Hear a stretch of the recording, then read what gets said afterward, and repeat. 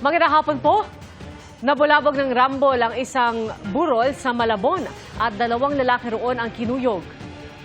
Isa ang patay matapos mabugbog at masaksak. Arestado ang mga suspect ng isa. Nagkubli pa sa tangke ng tubig. Nakatutok si EJ Gomez. Pasado alas 2 ng madaling araw noong Biyernes, kita sa kuhang ito ang pagpasok ng ilang kalalakihan sa isang lamay sa Jacobe Compound sa Barangay Maysilo, Malabon. Maya-maya, may nambato at mabilis na nagkagulo. Isang lalaki ang hinabol at hinila ang isa pa. May lalaking kumuha ng pamalo. Ang iba, nagsuntukan hanggang sa palabas ng maliit na eskinita. Isang babae ang nag-abot rin ng pamalo sa isa pang lalaki. Hanggang paulit-ulit nang hinampas ng dalawang lalaki ang dalawa pang lalaki na na-corner nila sa gate ng compound. Walang tigil sa paghampas ang lalaki na kapulang t-shirt. Saka tumakbo bitbit ang kanyang pamalo kasabay ang iba pang sangkot.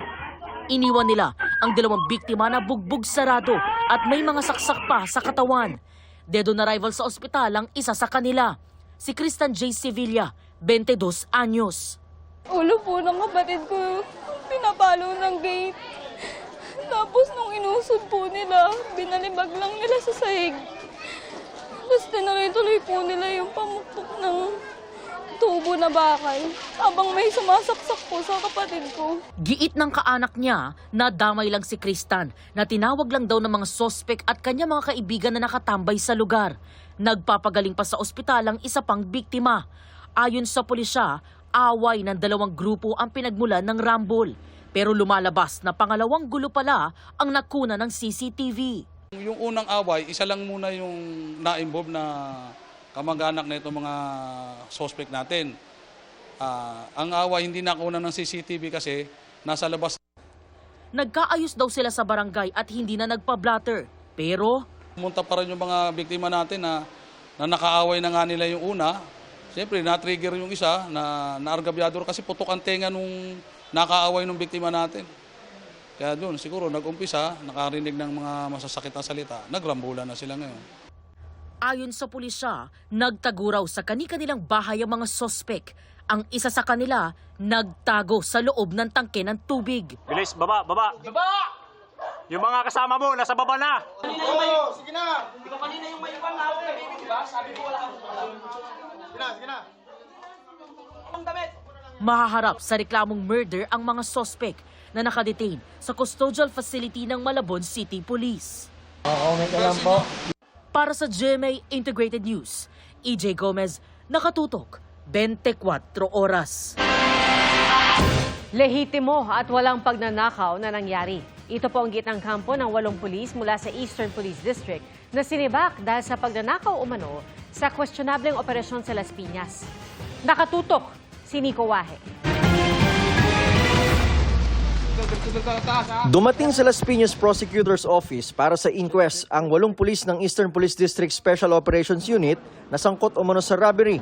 Hindi sila nagpaunlak ng panayam.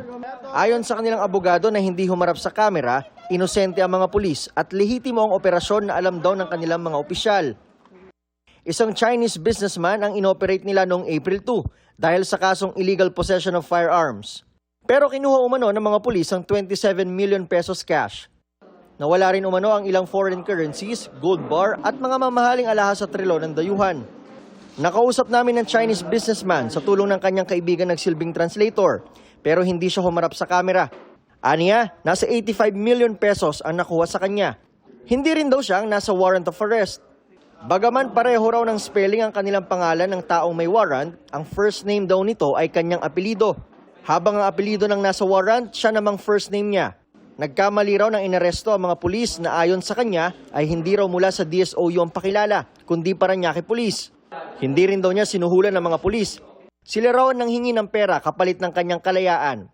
Ipinakita niya rin ang mga litrato at videong ito na katunayan daw na tinangay ng mga pulis sa mga CCTV sa kanyang bahay. Sabi ng Las Piñas Police, nakipag-coordinate ang operating unit sa kanila, pero hindi raw tama ang naging proseso. Natanggap namin 12 noon din na operation. What's happened, the implementation or yung service of warrant is 2 p.m. So, kumbaga, parang sinadya na 2 oras lang para hindi siguro, hindi ample time for us na talagang thoroughly ma-assess namin warrant, kumbaga may intention sila na hindi talaga namin ma-evaluate na mabuti yung coordination na yun. Karaniwan daw, 24 oras bagong operasyon ay tinitimbre ng operating unit ang kanilang lakad sa nakasasakop na police station. Hindi raw sila sinabihan na nahuli ng target of operation. Kasama naman sa na-relieve sa pwesto ang hepe ng DSOU na hanggang sa ngayon ay hindi pa raw nagre-report mula nang mangyari ang insidente. Administratively relieved din si EPD District Director Police Brigadier General Villamor Tuliao at lahat ng pulis sa EPD DSOU. Bukod sa robbery, unlawful arrest, illegal detention at kidnapping ang kaharapin ng mga sangkot na pulis. Para sa GMA Integrated News, Nico Wahe, nakatutok, 24 oras. Pumalag ang National Security Council sa parata ng China na espiya ang 3 Pilipinong ikinulong nila roon. Tila gumagantian nila ang China at naniniwala silang edited o kaya scripted ang video ng Chinese government na umano'y pag-amin ng 3. Nakatutok si Jonathan Andal. 3 Palawenyo ang nakakulong sa China dahil sa aligasyon ng pang-eespiya roon. Ang ate ng isa sa kanila, eksklusibo kong nakausap sa kondisyong hindi siya papangalanan. Kami po ay nananawagan po sa pag-gobyerno po ng Pilipinas, sa presidente po na sana po matulungan po sila na makabalik na po dito sana sa Pilipinas.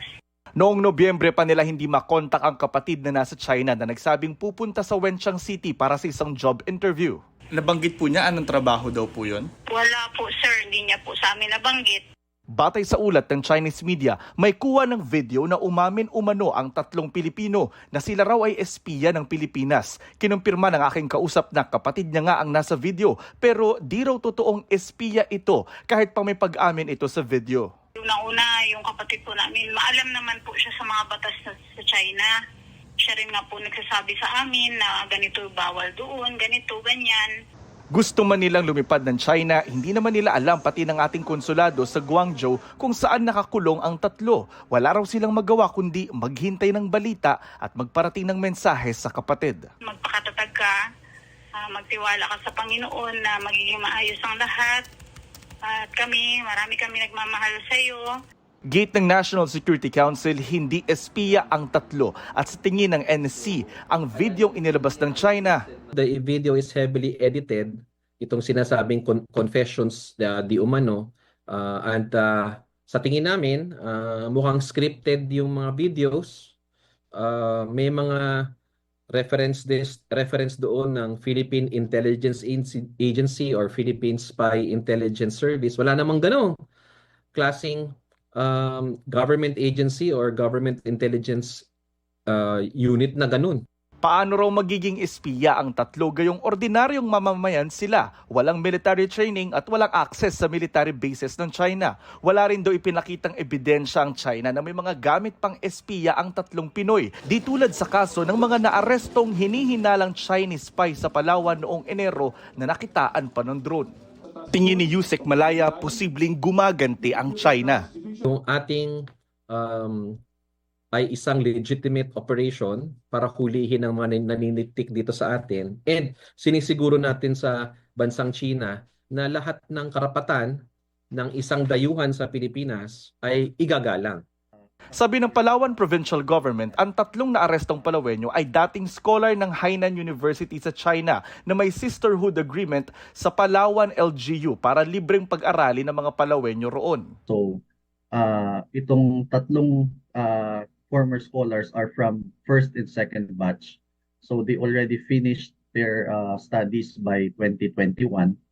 So, they went back here in Palawan but applied for a job back in China. They went back to China as migrant workers or OFWs.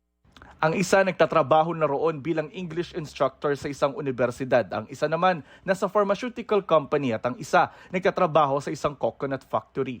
May 19 pang estudyanteng Pilipino na nasa Hainan University at 3 sa mga ito gusto na raw umuwi ng Pilipinas dahil sa takot. There's no more intention of renewing the memorandum of agreement with Hainan University to send scholars in China. Para sa GMA Integrated News, Jonathan Andal, nakatutok, 24 oras. Wasak dahil sa Ipo-Ipo ang bahay na nakatayo sa dagat sa Panglima Sugala sa Tawi-Tawi. Sira-sira ang bahagi ng mga bahay na gawa sa light materials.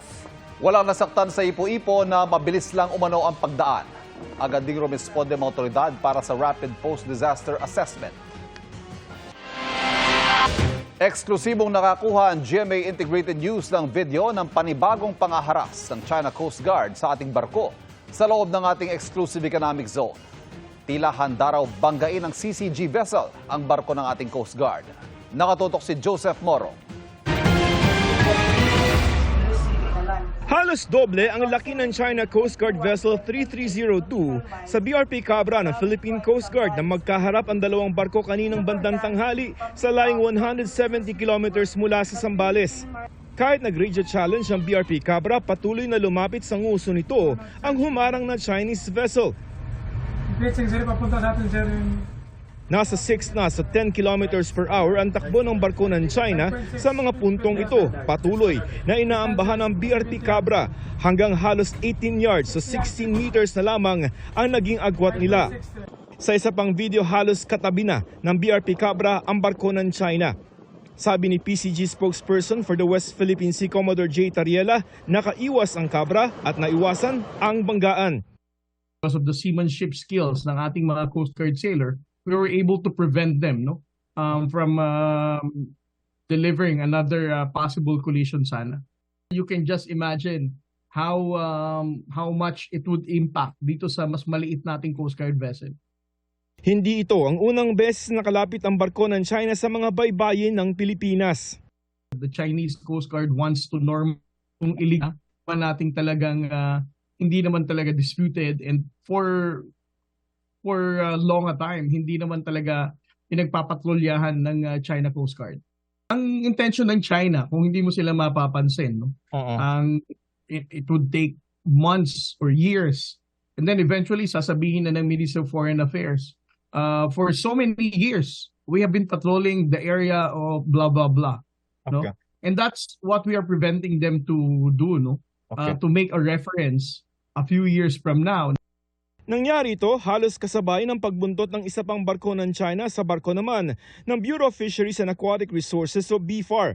Sa monitoring ni Maritime Security Expert Ray Powell, namataan dumikit ang 134-meter vessel ng China Coast Guard sa BRP Dato Bangkao ng BFAR. Kaninang tanghali, binubuntutan pa rin ng China Coast Guard ang Bangkao hanggang sa layong 100 nautical miles o halos 200 kilometers mula sa Busuanga Island sa Palawan. Sa norte, namataan ang isang research vessel ng China sa Batanes. Halos pagkatapos ito ng pagbisita ni US Defense Secretary Pete Hegseth sa Pilipinas kung kailan inunsyo ang pagsasagawa ng Advanced Bilateral Special Forces Training sa Batanes. Hinihingan pa namin ng pahayag ang China. Ayon kay Philippine Ambassador to the US Jose Manuel Romualdez, ang paghamon ng China sa soberanya ng Pilipinas ang isa sa mga dahilan kaya kailangan mag-modernize ng AFP. Sakto raw ang alok ng Amerika na magbenta ng fighter jets sa Pilipinas na kung matuloy, pwede ma-deliver ang mga fighter jets sa susunod na taon o sa 2027. Depende yan sa terms. Kung affordable sa atin at saka in-approve ng ating Kongreso at saka approve ng Presidente, edi magkakaroon tayo ng F-16s. But that is an offer as part of our AFP modernization program. Itong F-16, ito yung pinaka tamang-tama para sa ating Air Force. Bukod sa fighter jets, gusto rin ng Pilipinas na magdagdag ng mga missiles.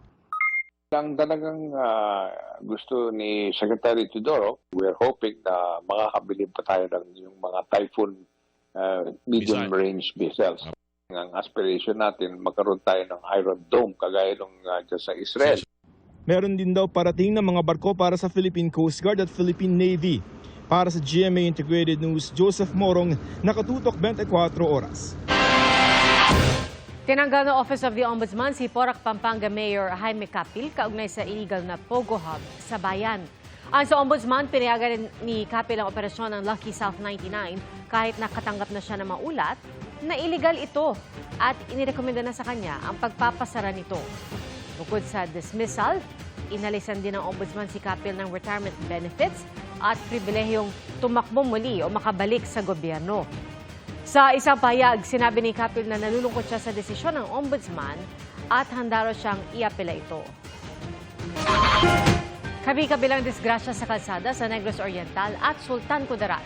Sa Sibulan, Negros Oriental, nasawi sa ospital ang isang lalaking tricycle driver matapos magulungan ng delivery van. Batay sa investigasyon, patawid ang biktima papunta sa palengke nang mabundol siya. Ang driver ng van na galing Iloilo at papunta sa ng Dumaguete umaming nakaidlip. Sumuko ang suspect sa pulisya pero pinalaya rin matapos magkaareglo ang employer nito at ang pamilya ng biktima. Sa Isulan, Sultan Kudarat, nagkasalpukan naman ang isang truck o pickup truck at isang kotse. 2 ang nasawi habang 7 ang sugatan. Wasak at tumilapon ang ilang metro ng makina ng kotse. Sensitibo po ang balitang ito.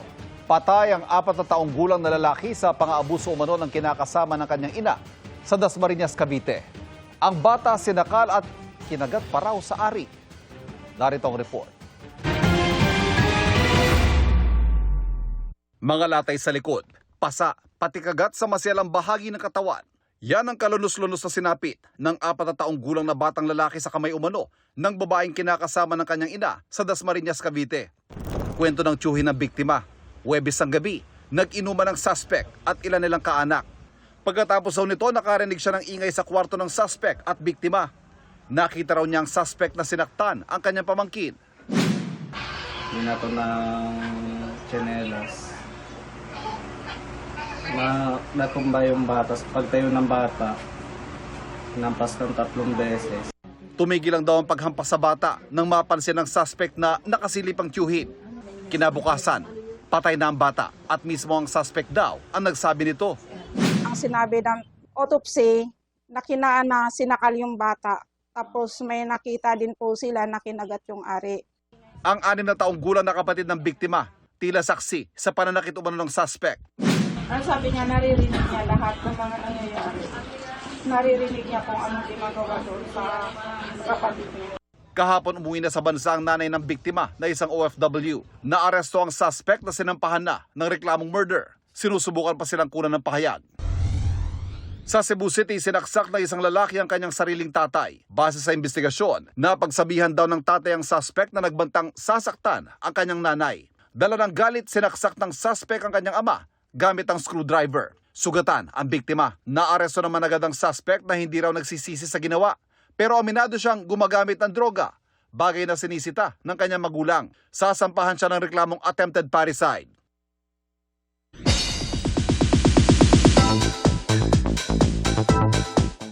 Very proud si Sanya Lopez sa mga bagong sangre na papasahan nila ng mga brilyante. May napansin daw siya sa mga bagong bida ng Encantadia Chronicles Sangre. Narito ang report ni Bea Pinlang.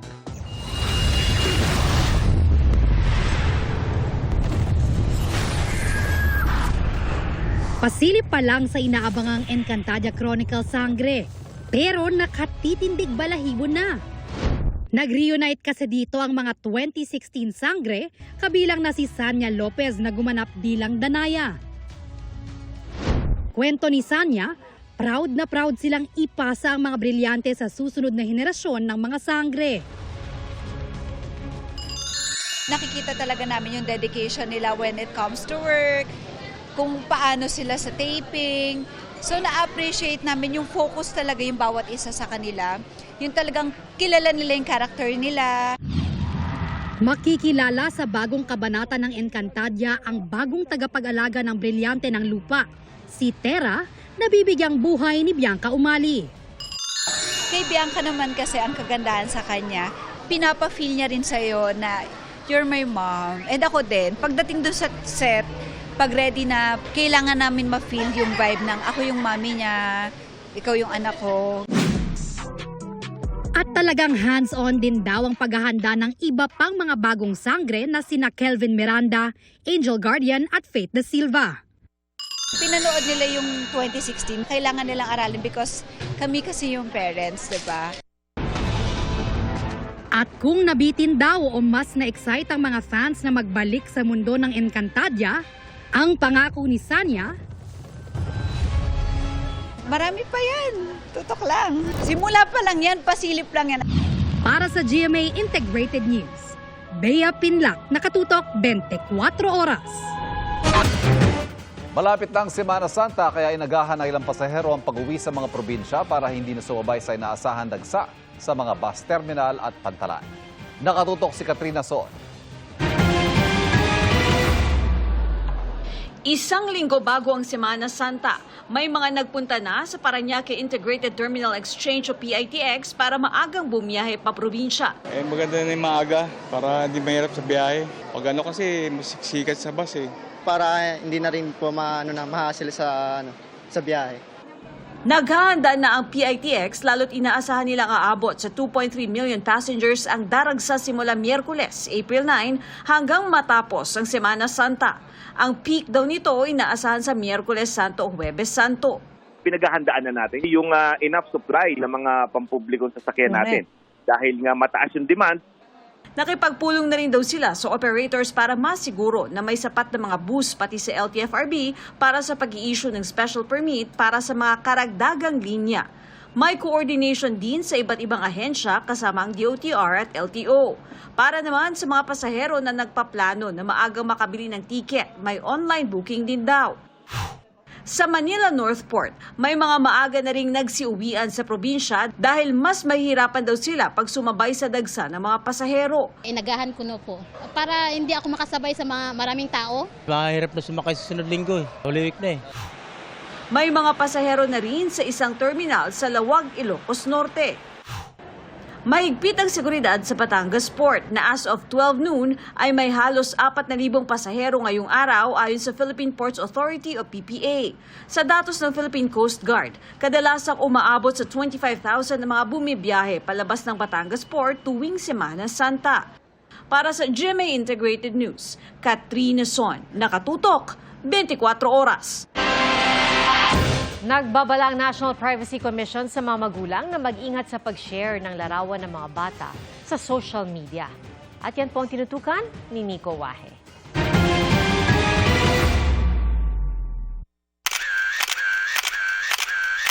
Panay selfie at mga ganap sa trabaho ang social media post ng mami na si Gayle. Bihira ang post niya ng kanyang mga anak na 14, 13, 4 at 1-year-old. Kahit na minsan, natitempt daw siyang mag-post ng kanilang achievements. I think I find peace as well when we don't post that much. Takot kasi sila ng asawang si Anthony na ma-expose sa online world ang mukha ng mga anak. When you put up something in the air, you don't know where it goes. So, we want to make sure na whatever we put up there, hindi namin pagsisisihan kung ano man yun. Ganito raw dapat ang proteksyon sa mga bata ayon sa National Privacy Commission o NPC.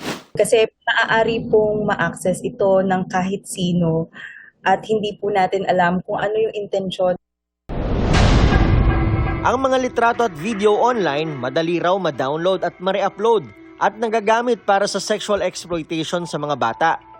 Ang mga may masamang balak, madalas daw nakaabang sa mga public post, lalo sa mga pag-game online, na kailangan mag-post ng mga litrato at maglagay ng mga confidential information. Sobrang dami na ngayon ng mga pakulo, no? Or mga contest online sa mga social media platforms kung saan ini-encourage yung mga nanay at tatay na i-post sa comment section yung mga pictures ng mga anak nila. May address pa, meron pang cellphone number.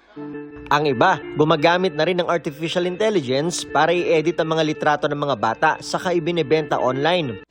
Ayon sa NPC, kung hindi maiwasan ang tinatawag na sharenting o sharing at parenting kung saan nagpo-post online ng mga magulang tungkol sa kanilang mga anak, tiyaking hindi nila ito ikapapahamak. Kung sino lang yung kailangan mong feeling mo relevant sa'yo, sa buhay mo at sa buhay ng anak mo, yun lang yung pag-share natin. Lagi nating i-check yung privacy settings ng social media account.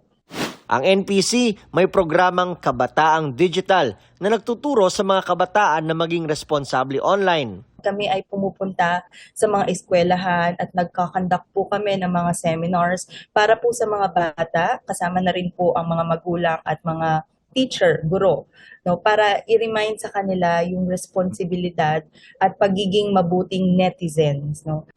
Para sa GMA Integrated News, Nico Wahe, nakatutok, 24 oras. Mga kapuso, dalawang weather systems ang nagpapaulan ngayong araw sa iba't ibang bahagi ng bansa. Intertropical Convergence Zone o ITCZ ang nagdadala ng maulap na panahon na may kalat-kalat na pagulan at thunderstorm sa ilang lugar sa Davao Region, Socsargen, Barm, Zamboanga Peninsula at Palawan. Easterly sama na nagpapaulan sa Metro Manila at natitirang bahagi ng bansa. Sa rainfall forecast ng Metro Weather, bukas ay posibleng makaranas ng light to moderate rains sa Isabela, Ilocos Sur, Apayao at Pampanga. Light to intense rains naman sa Negros Oriental, Negros Occidental, Cebu, Bohol, Leyte, Eastern Samar at malaking bahagi ng Mindanao. Posible ring ulanin bukas ang Metro Manila. Binulabog ng pagsabog at makapal na usok ang paligid ng nasunog na warehouse sa Industrial Park sa Santo Tomas, Batangas. Wala nasaktan sa sunog na umabot sa ikatlong alarma at patuloy na iniimbestigahan. Natupok naman ang mahigit 30 bahay sa Cebu City, isa ang sugatan. Mahigit 200 residente ang apektado at inaalam pa rin ang sanhi ng apoy.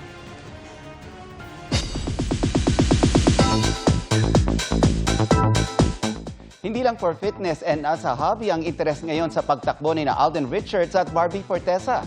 Ibinahagi nila sa akin ang mga advocacy na kaakibat ng kanilang running. Narito ang aking chika. Madaling araw pa lang, getting ready na sina Alden Richards at Barbie Fortesa kasama ang ilan nilang friends tulad ni na It's Showtime host Kim Chu para sumali sa isang fun run ngayong araw. In the past days, tila nahihilig si Alden sa pagtakbo. Actually, marami naman talagang sports na pwedeng makatulong sa ating kalusugan. Pero I think isa yung pinaka-available at pinaka-madaling gawin is really yung pagtakbo. Running gives Alden his much-needed cardio. Pero may mas malalim palang dahilan, ang kanyang pagtakbo. Yung running kasi is more than just a sport already. Number one reason niya is for my sanity talaga. Diba? Medyo psychological na yung effect sa akin ng running. So, ito, kagaya nito, na iba parang it's a different world for me. At 4 a.m. kahit pagising pa lang ang diwa, sinubukan ko at sinamahan sina Alden sa kanilang warm-up run. Barbie and I share the same sentiments sa early morning run. First thing in the morning, may na-achieve ka na agad, productive ka na agad, and mas nakaka-motivate na to go through your day. Bukod sa physical at mental health benefits, gustong i-elevate ni Alden at Barbie ang kanilang pagtakbo and use it for a good cause. Pagkatapos ng warm-up, dumiretso na ang grupo para sumali sa isang fun run for a cause kasama ang daan-daang sumuporta rito. It's more meaningful for me kasi this is a charity fun run for the children with cancer, and I'm so thankful to Alden for inviting me dito sa run na to. Bukod sa pagtakbo, nakakatulong pa tulad ng inorganisa ng Asia's multimedia star sa May 11 para naman sa mga manggagawa ng pelikulang Pilipino sa Mobile Fund. Nagulantang ang ilang taga-Masbate nang may matanggap na emergency alert na dapat para sa kalamidad pero ang laman, pangampanya lang para sa ilang kandidato. Kinukundi na po yan ng COMELEC, lalo't labag daw yan sa batas. Nakatutok si Jonathan Andal. Nagulat si Christian at kanyang mga katrabaho nang matanggap ang emergency alert na ito noong April 3 sa Masbate City. Akala raw nila may kung anong kalamidad na. Bigla kami na rattle for a while kasi kakatapos lang ng lindol sa Thailand and Myanmar. Yun pala, ikinakampanya lang ang tumatakbo roong governor, vice governor, congresswoman at mayor. Ipinost daw niya ito sa social media para sa public awareness. May mga nagduda na baka edited nila ang mga screenshot. Nang tingnan ang emergency alert history, naroon ang mga alert ng pangangampanya. Bukas, formal daw na magrereklamo sa COMELEC si Christian para raw matukoy at mapanagot ang mga gumagamit ng emergency alert system sa pangangampanya. Grabe din sir yung fake ko sa sarili ko kasi very risk siya. For me, isa sa pinaka nagmarka talaga sa akin last 2022. Di na dapat pumikit kapag ikay namulat na. Baka eto na yung time na tumindig talaga na alam mo yung tama. I know naman na tama yung pinaglalaban ko. Kinundina ng COMELEC ang paggamit ng message alert at inireport na nila ito sa NTC o National Telecommunications Commission at DICT o Department of Information and Communications Technology. Yan po ay violation po hindi ng COMELEC law or election law pero violation ng ibang batas lalo na po yung ating telecommunication law. Kaya lang, siyempre madali namang i-deny, sasabihin hindi sila. Dahil sasabihin, baka yung mga kalaban nila ang gumagawa po niyan. Sinusubukan ng GMA Integrated News na makuha ang panig ng 4 na kandidato na ikinakampanya sa naturang emergency alert. Ang NDRRMC hindi rin ito nagustuhan. Pinaiimbestigahan na nila kung paanong nakapag-broadcast ng emergency alert doon nang wala nilang permiso. Hindi yan galing sa NDRRMC at hindi rin po yan galing sa mga telcos natin. Hopefully matulungan kami ng NTC upang matrace natin sino po ang gumawa niyan at paano ginawa yan. Marami pong maaaring maging paglabag sa batas yan. Unang-una po, impersonation po yan.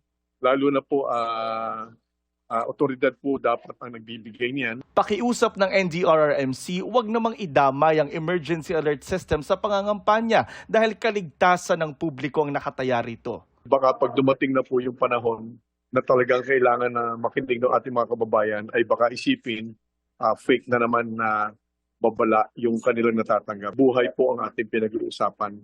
Pag-uusap po yun. Wala pang opisyal na pahayag rito ang NTC at DICT. Para sa GMA Integrated News, Jonathan Andal, nakatutok, 24 oras. 36 na araw bagong eleksyon 2025. Tuloy-tuloy ang paglalatag ng plataporma sa iba't ibang bahagi ng bansa ng mga tumatakbo sa pagkasenador. Nakatutok si Jonathan Andal. Murang kuryente at internet ang ikinampanya ni Senator Francis Tolentino. Si Erwin Tulfo nakipagpulong sa mga pamilya ng persons deprived of liberty. Nangako si Congresswoman Camille Villar ng mga polisiya para sa agrikultura.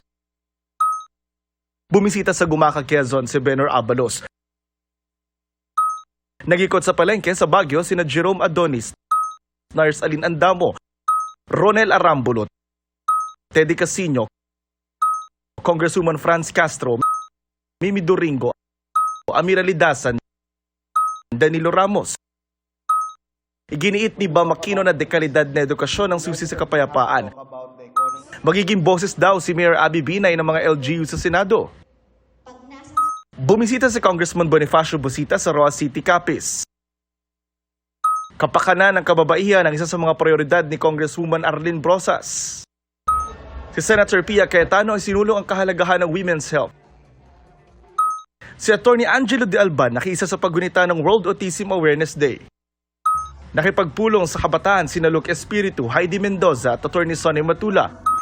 Si Senator Bongo suportado ang pagpapalakas sa sports sector. Kinumusta ni Senator Amy Marcos sa mga market vendors sa Tugigaraw. Si Kiko Pangilinan tinalakay ang panukalang libreng almusal sa mga mag-aaral. Tinalakay ni Ariel Querubin ang whole of government approach para sa kapayapaan. Patuloy naming sinusundan ang kampanya ng mga tumatakbong senador sa eleksyon 2025. Para sa GMA Integrated News, Jonathan Andal, nakatutok, 24 oras.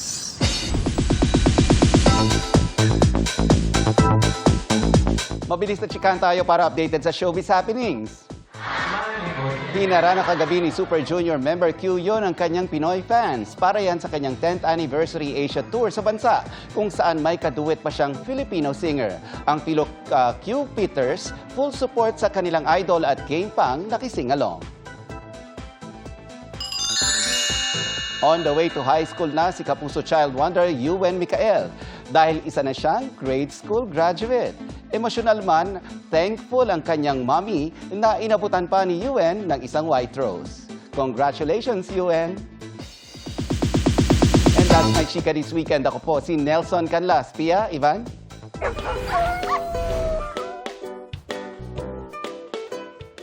Thank you, Nelson. Salamat, Nelson. Mga kapuso, hindi po makakailan o hindi maikakailan na ibang level of happiness ang naibibigay ng mga pets. At lumalabas pa nga na in this economy, tila mas practical daw sa ilang Pinoy na maging fur parent muna. Ang Usapang Pets, hatid ni Joseph Moro.